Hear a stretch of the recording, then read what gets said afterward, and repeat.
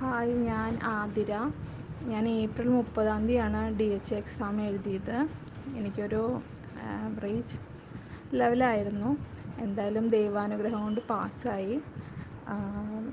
ആൻഡോ സാറിനും അഡ്വഞ്ചർ ടീമിനും ഒരുപാട് താങ്ക്സ്. പിന്നെ ഞാൻ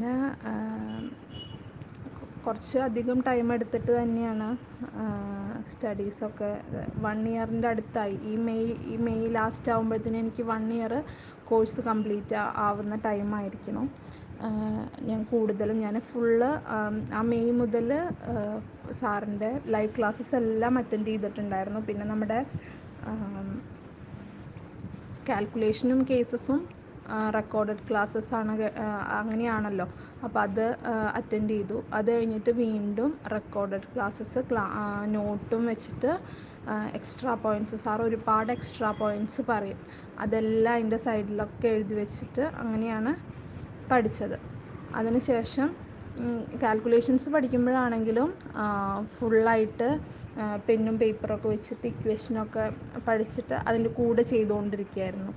പിന്നെ നമ്മുടെ കേസ് ഫയൽസ് പഠിച്ചിട്ട് നമുക്ക് ആദ്യം ഇത് എല്ലാം നമ്മൾ നോക്കിയാലും സാറിൻ്റെ ക്ലാസ് കേട്ടാലും ഒന്ന് നമുക്ക് ഒരു പിന്നെ വായിക്കുമ്പോഴും ആദ്യം കേൾക്കുന്ന പോലെ ഉള്ളൊരു ഇതായിരുന്നു.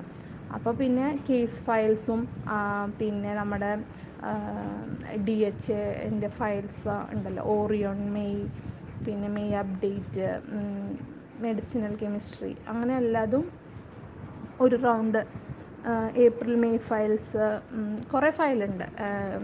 അതായത് കേസ് ഫയൽ തന്നെ 1-2 കാൽക്കുലേഷൻ തന്നെ 1-2 അങ്ങനെയുള്ള എല്ലാതും, LO ഫയല്, SPLE ഫയൽസ് ഒരുവിധം എല്ലാതും നോക്കിയിരിക്കണം. അങ്ങനെ എല്ലാം നോക്കി പിന്നെ അത് പഠിക്കുന്നത് എങ്ങനെയായിരുന്നു, ഫയൽസ് ആൻസർ ഇല്ലാത്ത ഫയൽസൊക്കെ ഡിസ്കസ് ചെയ്തിട്ട് തന്നെയാണ് പഠിച്ചത്. പിന്നെ ഗൂഗിൾ നോക്കിയിട്ട് ChatGPT നോക്കിയിട്ടും അങ്ങനെയൊക്കെയാണ് പഠിച്ചത്. എന്നിട്ട് വീണ്ടും നമ്മൾ ബുക്ക് പഠിക്കുമ്പോൾ കുറച്ചും കൂടി നമുക്ക് ഓർമ്മയിൽ നിൽക്കും.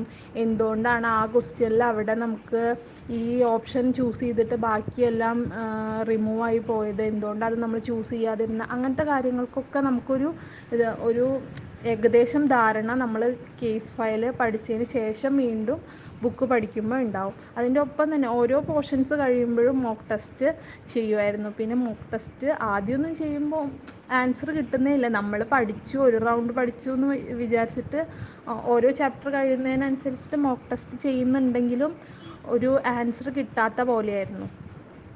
പിന്നെ നമ്മൾ വീണ്ടും അതിനെക്കുറിച്ച് ഡീറ്റെയിൽ ആയിട്ട് എന്തുകൊണ്ടാണെന്ന് അങ്ങനെ പഠിക്കുമ്പോഴാണ് നമുക്കതിന് കുറച്ചും കൂടി പിന്നെയും ആൻസർ കിട്ടാൻ തുടങ്ങിയത്. പിന്നെ ടൈം മാനേജ്മെൻറ്റിൻ്റെ കാര്യത്തിൽ വരുമ്പോൾ നമ്മൾ ഈ കുഞ്ഞു മോക്ക് ടെസ്റ്റ് ചെയ്തിട്ട് കാര്യമില്ല. ലാസ്റ്റിൽ കേസസ് ഫയലിലും പിന്നെ അതുപോലെ കാൽക്കുലേഷൻ ഫയലിലൊക്കെ ഏറ്റവും ലാസ്റ്റ് വലിയ ക്വസ്റ്റ്യൻസ് ഉണ്ടായിരുന്നു. അതായത് 98 ക്വസ്റ്റ്യനും പിന്നെ 97 ക്വസ്റ്റ്യനും അങ്ങനെയുള്ള നമ്പർ കൂടുതലുള്ള. അപ്പം നമ്മൾ കുറേ ടൈം എടുക്കില്ല. അപ്പം നമ്മൾ അതെങ്ങനെ എത്ര ടൈം എടുത്തിട്ട് നമ്മളത് ചെയ്ത് നോക്കുന്നത്, അതിനനുസരിച്ചിട്ട് നമുക്ക് ടൈം പിന്നെ നമുക്ക് അഡ്ജസ്റ്റ് ചെയ്യാൻ പറ്റുമെന്ന് എനിക്ക് തോന്നുന്നു. എനിക്കങ്ങനെ യൂസ് ആയിട്ടുണ്ട്. പിന്നെ എന്താണെന്ന് വെച്ചിട്ടുണ്ടെങ്കിൽ കേസസ് നല്ല പഠിച്ചു കഴിഞ്ഞിട്ടുണ്ടെങ്കിൽ ഇതിലേക്ക് പിന്നെ നമ്മൾ ബുക്ക് പഠിക്കുമ്പോൾ നല്ല യൂസ്ഫുള്ളായിട്ട് തന്നെയാണ് തോന്നി. പിന്നെ അറിയാത്ത കാര്യങ്ങളൊക്കെ എനിക്ക് ഒരുപാട് ഫ്രണ്ട്സിനെ കിട്ടി അഡ്വഞ്ചറിൽ നിന്ന്. അവരുമായിട്ട് ഡിസ്കസ് ചെയ്തിട്ടാണ് ഞാൻ കൂടുതലും പഠിച്ചത്. ഷാദിൽ, ഷർഫിയ, ലക്ഷ്മി, നസീഹ, പിന്നെ ആര്യ, ഇവരൊക്കെ ഒരുപാട് ഹെൽപ്പ് ചെയ്തു. അറിയാത്തതെല്ലാം വോയിസ് അയച്ചിട്ട് അത് കേട്ട് പഠിക്കും. എന്നിട്ട് ഞാൻ നോട്ട് എഴുതി വയ്ക്കും. പിന്നെ ഞങ്ങൾ വോയിസ് കോൾ ചെയ്തിട്ട് ഡിസ്കസ് ചെയ്തിട്ട് നമുക്ക് ആൻസർ ഇല്ലാത്ത കുറേ ഫയൽസുകളുണ്ട്. പിന്നെ ഈ പ്രീവിയസ് ക്വസ്റ്റ്യൻ പേപ്പേഴ്സ് ഉണ്ട്. അതെല്ലാം വരുമ്പോൾ നമുക്കിതിന് ചിലതൊന്നും ആൻസർ കിട്ടില്ല. ചിലത് 2 ഓപ്ഷൻസ് ഇട്ടിട്ടുണ്ടാവും, ഏതാ കറക്റ്റ്, രണ്ടും ചിലപ്പോൾ ആൻസർ തന്നെയായിരിക്കും. പക്ഷേ ഏതാണ് കുറച്ചുകൂടി ആക്യുറേറ്റ് ആയിട്ടുള്ള അതൊന്നും നമുക്കറിയില്ല. അപ്പോൾ അങ്ങനത്തെ കാര്യങ്ങളൊക്കെ ChatGPT നോക്കിയിട്ടും ഗൂഗിൾ നോക്കിയിട്ടും ഡിസ്കസ് ചെയ്തിട്ടും അങ്ങനെയൊക്കെയാണ് കൂടുതലും പഠിച്ചത്. പിന്നെ പിന്നെ ക്രാഷ് കോഴ്സും അറ്റൻഡ് ചെയ്തിരുന്നു. ക്രാഷ് കോഴ്സ് അറ്റൻഡ് ചെയ്തത് ഞാൻ എല്ലാ ക്ലാസ്സും, അതായത് 54 വീഡിയോ, ഞാൻ ക്രാഷിലുള്ളപ്പോൾ 54 വീഡിയോ ആയിരുന്നു. 54 വീഡിയോ ഞാൻ കേട്ടു. അതിൻ്റെ ഒപ്പം തന്നെ നോട്ട് എഴുതി വെക്കുമായിരുന്നു. പിന്നെ അതിലും കുറേ മോക്ക് ടെസ്റ്റുകൾ ഉണ്ടായിരുന്നു, അതും ചെയ്യും. അതിൽ ആൻസർ കിട്ടുക, ചിലതൊന്ന് ആൻസർ നമ്മൾ ഇത് പഠിച്ചതാണെങ്കിൽ നമ്മളത് ആൻസർ ക്ലിക്ക് ചെയ്ത് വരുമ്പോൾ ചിലപ്പോൾ നമുക്കത് കറക്റ്റ് ആവില്ല ആൻസർ വരുന്നത്. അപ്പോൾ എന്തുകൊണ്ടാണെന്ന് അതിൽ റീസൺ താഴെ സൊല്യൂഷൻസിൽ ഉണ്ടാവുമല്ലോ, അപ്പോൾ അതും എക്സ്ട്രാ ആയിട്ട് എഴുതി വെക്കും. അങ്ങനെയൊക്കെയാണ് ചെയ്തത് കൂടുതലും. പിന്നെ ലാസ്റ്റ് എക്സാമിന് പോകുന്നേക്കാൾ ഒരു 1 വീക്ക് മുന്നേ ഫുള്ള് ബുക്ക് ഒരു റൗണ്ട് വായിച്ച് പഠിക്കാൻ വേണ്ടി നോക്കി. പിന്നെ അതുപോലെ തന്നെ ഇക്വേഷൻസ് ഇടയ്ക്കിടയ്ക്ക് നോക്കുമായിരുന്നു. നമുക്ക് ഡൗട്ട് വരുമ്പോഴൊക്കെ ചിലപ്പോൾ ആരെങ്കിലുമൊക്കെ വല്ലതും അയക്കുമ്പോൾ നമ്മൾ ആ ഇക്വേഷൻ മൊത്തത്തിൽ മറന്നു പോയിട്ടുണ്ടെങ്കിൽ ഫുള്ളായിട്ടൊന്ന് എഴുതി നോക്കും, വായിച്ച് നോക്കും. പിന്നെ ലാസ്റ്റ് ആവുമ്പോൾ കാൽക്കുലേഷൻസ് കമ്പ്യൂട്ടറിലെ കാൽക്കുലേറ്റർ വെച്ചിട്ട്, അല്ലെങ്കിൽ മറ്റ് സാധാ കാൽക്കുലേറ്റർ വെച്ച് മാത്രമാണ് ചെയ്ത് നോക്കിയത്. അങ്ങനെ ചെയ്തു. പിന്നെ എക്സാമിന് പോകുന്നതിൻ്റെ ആ വീക്കിൽ ഒരു ദിവസം ഫുള്ളായിട്ട് കാൽക്കുലേഷൻ ഇതുപോലെ സാറിൻ്റെ റെക്കോർഡഡ് ക്ലാസ്സസ് കേട്ടിട്ട് കൂടെ ചെയ്തു. ബുക്കിലുള്ളത് ബാക്കി ചെയ്തു. അതുപോലെ തന്നെ കേസസും അങ്ങനെ തന്നെയാണ് ചെയ്തത്. സാറിൻ്റെ ആ വോയിസ് ഫുള്ള് ഒരു ദിവസം കൊണ്ട് അത് ഫുള്ള് ഇതാക്കി. പിന്നെ നമ്മളുടെ കയ്യിലുള്ള ഓൾ കേസ് ഫയലൊക്കെ അതൊക്കെ നോക്കിയിട്ടുണ്ടായിരുന്നു. പിന്നെ എനിക്ക് എക്സാമിന് നമ്മൾ നോർമലി പഠിക്കുന്ന ലെവല് നമ്മൾ പഠിച്ചതെല്ലാം ചോദിച്ചാൽ എല്ലാതും ഉണ്ട്. എന്നാൽ പക്ഷേ ഓപ്ഷൻസ് വരുമ്പോൾ നമ്മൾ പഠിച്ച രീതിയല്ല, വ്യത്യാസം. അതായത് നമ്മളിപ്പോൾ എന്താണോ അതിന് ആൻസറായിട്ട് പഠിക്കുന്നത് അതൊക്കെ ക്വസ്റ്റ്യനിൽ തരിക, എന്നിട്ട് അവർ വേറൊരു തരം ഓപ്ഷൻസ് ഇട്ട് ചോദിക്കുക. പിന്നെ ബിഹേവിയറൽ ക്വസ്റ്റ്യൻസ്, അത് നമ്മുടെ ഭാഗ്യം പോലെയാണ്. ബിഹേവിയറൽ ക്വസ്റ്റ്യൻസിന് നമുക്ക് ആൻസർ ചെയ്യാൻ പറ്റുന്നത് നമ്മൾ എങ്ങനെ അപ്പോൾ നമുക്ക് എന്താണോ തോന്നുന്നത് സ്പോട്ടിൽ അതിനനുസരിച്ചിട്ട് നമ്മുടെ അതൊരു മൈൻഡ് ടെസ്റ്റ് പോലെയാണെന്ന് എനിക്ക് തോന്നിയിട്ടുള്ളത്. അതിൽ കുറേ പേർക്ക് മാർക്ക് ഇതാവുന്നതുകൊണ്ട് അതൊന്നും നമുക്ക് മുൻകൂട്ടി ഇതായിട്ട് ആൻസർ ചെയ്യാൻ പറ്റുന്ന പോലെ തോന്നുന്നില്ലായിരുന്നു. ടൈമൊക്കെ ടൈം കിട്ടിയെന്ന് പറഞ്ഞാൽ എക്സാമിന് ഞാൻ എന്താ ചെയ്തതെന്ന് വെച്ചാൽ വലിയ ക്വസ്റ്റ്യൻസൊന്നും ഫസ്റ്റ് തന്നെ എനിക്ക് വലിയ ക്വസ്റ്റ്യനും നെക്സ്റ്റ് കാൽക്കുലേഷനും ആയിരുന്നു. അത് രണ്ടും സ്കിപ്പ് ചെയ്തിട്ട് നെക്സ്റ്റ് അടിച്ച് 1 വേർഡ് ക്വസ്റ്റ്യൻസ് വരും. 1 വേർഡ് ക്വസ്റ്റ്യൻസ് ഉള്ളതൊക്കെ ആൻസർ ചെയ്തിട്ട് പോയി, ഒരു റൗണ്ട് പോയിട്ട്. പിന്നെ അവിടെ നിന്ന് റിവേഴ്സ് വരുമ്പോൾ നമുക്ക് കാൽക്കുലേഷൻ, അപ്പോൾ ജസ്റ്റ് കാൽക്കുലേഷൻ നോക്കുക. നമുക്ക് അറിയുന്ന ഇക്വേഷൻ ആണെന്നുണ്ടെങ്കിൽ വേഗം ഇട്ട് ചെയ്യുക, ആൻസർ കിട്ടുന്നുണ്ടെങ്കിൽ ഓക്കെ കൊടുക്കുക, പോവുക. ഇല്ലെങ്കിൽ ഫ്ലാഗ് ചെയ്തിട്ടാണ്. അങ്ങനെ നെക്സ്റ്റ് ആയപ്പോൾ എനിക്ക് അത്യാവശ്യം ടൈം കിട്ടി. അതായത് ഒരു 30 മിനിറ്റ്സ് എനിക്ക് ബാക്കി ഉണ്ടായിരുന്നു. ഇനിയിപ്പോൾ ഡൗട്ടുള്ളതും ഫ്ലാഗ് ചെയ്തതും ഒന്നും കൂടി വായിക്കണോ നോക്കണോ എന്നൊക്കെ ഉള്ളത് ചെയ്യാൻ വേണ്ടിയിട്ട്.